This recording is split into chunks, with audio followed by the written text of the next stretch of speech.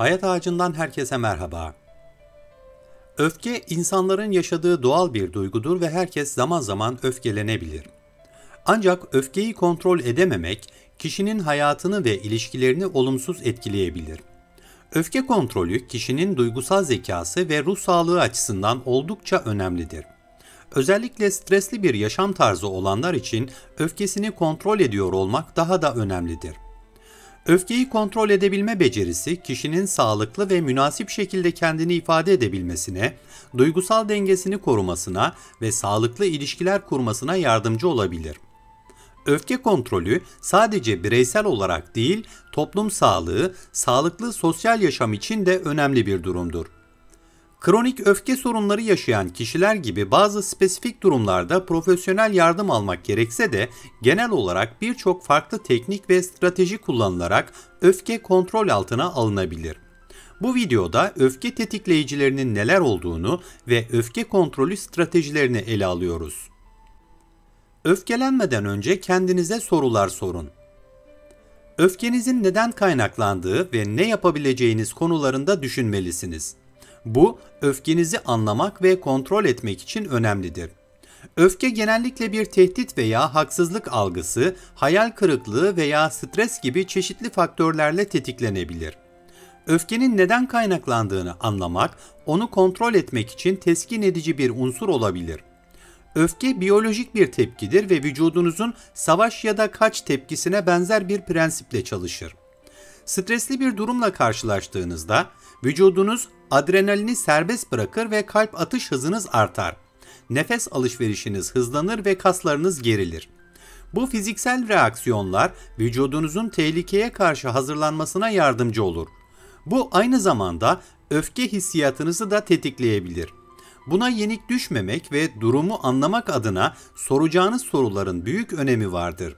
Negatiften pozitife bir düşünce dönüşümü karşınızdakini dinlemek ve anlamak konusunda size yardımcı olabilir. Biraz mola verip kendinize zaman tanıyın. Öfke yönetimi konusunda en önemli tekniklerden biri öfkeniz tırmanırken kendinize zaman tanımak ve sakinleşmeye çalışmaktır. Çünkü düşünmeden anında tepki vermek daha büyük problemlere yol açabilir. Öfkeniz tırmanmaya başladığında hızlı bir şekilde yanıt vermek yerine kendinize zaman tanımanız önemlidir. Bu zamana ihtiyacınız var çünkü öfke beyinde bir dizi fiziksel ve kimyasal değişikliğe neden olur. Beyindeki amigdala adı verilen bölge tehlike algısı gibi duygusal tepkilere yol açar ve bu da fiziksel bir savaş veya kaçma tepkisini tetikler. Öfke duygusu yoğun olduğunda doğru kararlar vermek zordur. Fakat kendinize zaman tanıdığınızda fiziksel ve kimyasal tepkiler yavaşlar, zihniniz sakinleşir ve beyniniz normal işlevlerine geri dönmeye başlar. Düşüncelerinizi yönetin, pozitif olun.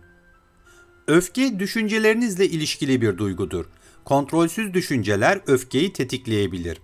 Düşüncelerinizi yöneterek olumsuz düşünceler yerine pozitif düşüncelere odaklanarak bu sorunu aşmaya çalışabilirsiniz. Nefret etmek, kızgın olmak, başarısız olmak veya haklı olmak gibi olumsuz düşünceler öfkenin artmasına ve kontrol edilemez hale gelmesine yol açabilir. Öncelikle olumsuz düşüncelerinizi fark etmeniz ve bunları olumlu düşüncelere çevirmeniz önemlidir. Örneğin, başarısız oldum demek yerine bu deneyim beni geleceğe daha iyi hazırlayacak gibi daha olumlu bir ifade kullanabilirsiniz. Nefes egzersizleri yapmak. Derin nefes almak ve yavaşça vermek birçok insan için stresli veya kaygılı durumlarda doğal bir rahatlama yöntemidir. Bu teknik vücuttaki oksijen seviyelerini arttırarak ve kalp atış hızını düşürerek sakinleşmeyi sağlar. Stresli bir durumda vücutta fizyolojik tepkiler ortaya çıkar. Stres hormonları salgılanır, kalp atış hızı artar ve nefes alışverişi hızlanır. Bu tepkiler vücutta fiziksel bir savaş veya kaçış durumunu tetikleyen mekanizmayı harekete geçirir. Derin nefes alma ve yavaşça verme tekniğiyle bu durumdan kurtulmanız mümkündür. Düzenli olarak uygulayarak stres yönetiminde ve genel sağlıkta da faydalar sağlayabilirsiniz. Derin nefes alma tekniği ile ilgili konunun uzmanları tarafından verilen bilgilere göz atabilirsiniz. Yürüyüş veya egzersiz yapmak. Bedensel sağlık için faydalı olduğu kadar zihinsel sağlık için de önemli olan yürüyüş ve egzersiz stresi azaltır ve kişinin öfkesini kontrol etmesine yardımcı olabilir. Çünkü fiziksel aktivite vücudun endorfin olarak bilinen doğal mutluluk hormonları salgılamasına neden olur. Endorfinler vücudun ağrıyı azaltmasına ve zihinsel sağlığı geliştirmesine yardımcı olur.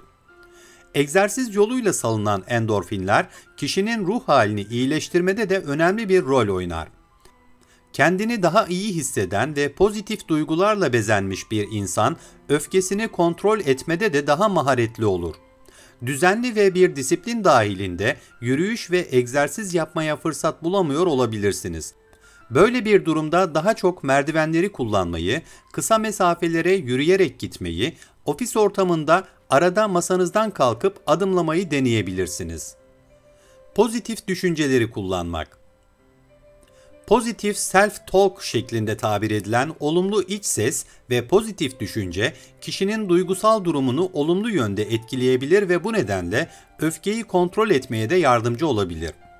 Öfke genellikle kişinin bir durum ya da olay karşısında olumsuz tepkisinden kaynaklanır. Böyle bir tepki, zihinde olumsuz düşüncelerin artmasına ve hakimiyeti ele geçirmesine sebep olur ve bu da öfkeyi artırır. Buna müsaade etmemek lazım. Örneğin trafikte sıkışıp kalmış bir kişiyi düşünün. Bu durumda olumsuz düşünceler zihninde hızla yığılabilir ve öfkelenmek an meselesidir. Ancak o an için olumlu düşünceler üzerine yoğunlaşarak, belki de güzel bir şarkı dinleyerek veya hoş bir anısını hatırlayarak zihnindeki olumsuz düşünceleri savuşturabilir. Daha sakin olabilmek için bu ve benzeri yöntemleri tecrübe etmekte fayda var. Duyguları konuşarak ya da yazarak ifade etmek. Duyguları ifade etmek zorlayıcı bir deneyim olabilir. Özellikle öfke gibi güçlü bir duygunun kontrol edilmesi gerektiği durumlarda daha da zor hale gelir. Ancak duyguları ifade etmenin yollarını öğrenmek, öfkeyi kontrol etmek için önemli bir adımdır. Öncelikle öfkelendiğinizde konuşmaya çalışmak, öfkenizin yoğunluğunu azaltmanıza yardımcı olabilir. Ancak konuşurken dikkatli olmalısınız. Ağızdan çıkacak her kelimenin özenle seçilmiş olması, başkalarını provoke edici kötü sözlerden kaçınmak gerekir. Sükunetle tane tane konuşmak, mantıklı ve açıklayıcı olmak önemlidir. Kendinizi nasıl hissettiğiniz konusunda ne kadar açıklayıcı olursanız, karşı tarafın sizi o derece iyi anlayabilmesini sağlarsınız. Bir diğer yöntemse öfkelenmenize sebep olan şeyleri yazmaktır. Bu yöntem özellikle başkalarıyla konuşmak istemediğiniz durumlarda işe yarayabilir.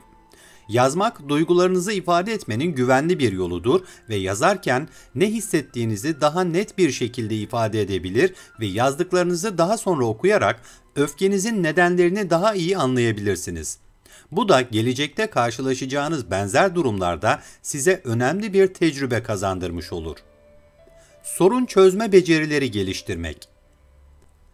Öfke kontrolünü iyi yapabilen kişiler sizin etrafınızda da vardır. Bunlardaki becerileri bazen şaşkınlıkla izleriz. Ben olsam bu kadar sakin ve müsamahakar davranmazdım diyeceğimiz pek çok durumdan ustalıkla sıyrılmayı bilirler. Şunu unutmayın ki öfke kontrolü becerileri doğuştan gelen yetenekler değildir ve öğrenilebilir. Sorun çözme konusunda farklı stratejiler öğrenmeye, bunları günlük yaşam içerisinde tecrübe etmeye çalışmak, öfke kontrolü becerilerinizin gelişmesine yardımcı olacaktır. Çünkü öfke hali çoğu zaman bir problemi çözemediğinizde ortaya çıkar. Çözüm odaklı düşünme, öfkeye neden olan sorunu ele almak için öncelikle odaklanmanız gereken bir tekniktir. Düzenli olarak dinlenmek ve uyumak. Kaliteli uyku ve dinlenmenin insan sağlığı için önemi konusunda uzun uzadıya diskur çekmeye gerek yok. Vücudun dinlenmesi, yenilenmesi ve şarj olması için bunlar olmazsa olmazdır. Stres, yoğun çalışma, aşırı uyarılma ve zihinsel yorgunluk uyku ve dinlenme düzenimizi etkileyebilir. Bu da stres seviyemizin artmasına katkıda bulunur ve öfke patlamalarına neden olabilir. Çünkü yorgunluk, sabırsızlık, gerginlik, konsantrasyon bozukluğu ve ruh hali dalgalanmaları gibi belirtiler uyku yoksunluğunun yaygın sonuçlarıdır.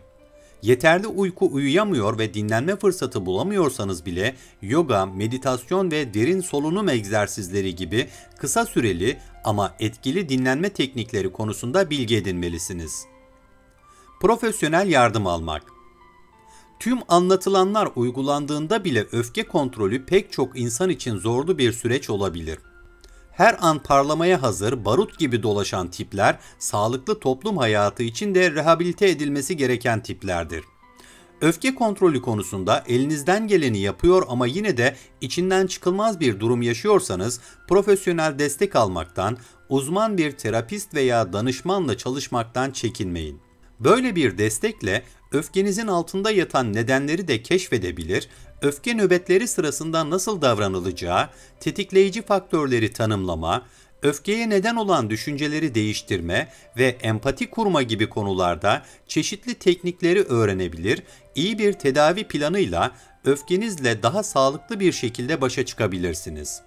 Videoyu beğendiyseniz Hayat Ağacı'na abone olmayı, yorum yapmayı, beğen butonuna basmayı ve bildirim zilini açmayı unutmayın.